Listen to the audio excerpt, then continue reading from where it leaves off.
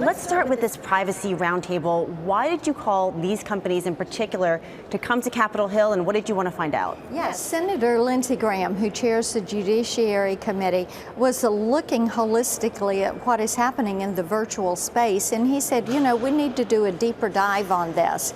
So he turned to me. I'm one of the first women to ever be a Republican on the Senate Judiciary Committee, and he said, why don't you take this chairmanship of this task force? I was honored to do so. We called them in and said, look, we want to look at how privacy works in the virtual space, because one of the #1 complaints from Tennesseans that I hear is they feel as if they have no privacy online. They're exposed.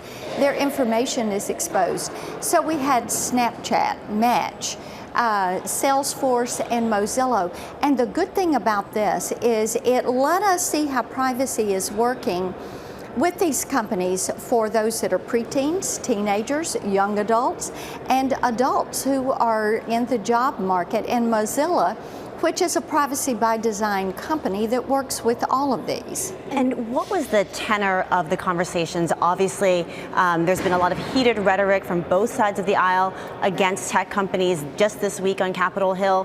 What was that discussion like? Our discussion was really so instructive and informational, and doing it as a task force or a working group. You are sitting together and members are asking questions. It's not like a hearing where everybody gets an opening statement and everybody gets 5 minutes. This was the opportunity to have dialogue and to have very constructive dialogue. And Senator Coons and I did a little bit of a mini gaggle, if you will, with some of the reporters, and just talked about how we are looking at the issue of privacy and getting some protections in place for the American people. Senator, thanks so much for joining us. I'm wondering whether you're concerned about just making sure companies adequately protect the data they have collected from consumers, e.g. from potential hacks, or a more severe change where consumers start to own the data that's been collected from them. Well, and we talked about each of those. I think as you enter this discussion of what privacy is going to look like online, you have to talk about harms to the consumer. You also have to talk about how long you capture and hold data and what the protections are going to be for that. Indeed, as you say, let's put a privacy framework on the books.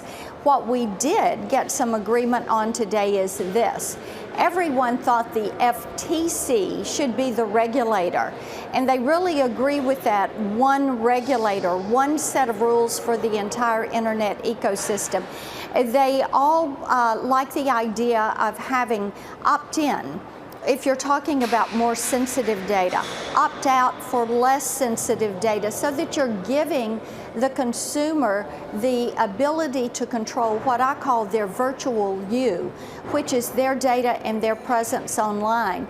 And I think you're exactly right. We're going to move to a day where the consumer owns their data. They've figured out they're the product when they're using some of these online apps, and that their data is very valuable, and they want to own that data. And it doesn't matter if it's healthcare or financial services, or if it's their social media interactions.